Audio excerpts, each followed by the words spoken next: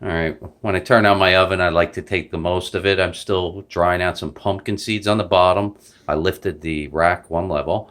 We'll put this across, do a layer of bacon, and we got some New Zealand mussels. And we're going to throw on some Victoria Marinara. Just ooze it up.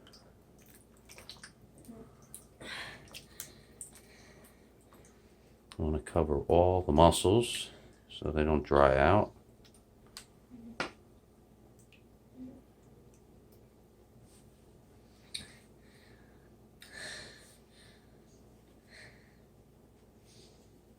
That looks good. Into the oven. We're going to have all kinds of smells coming out. Pumpkin seed, bacon, mussel marinara.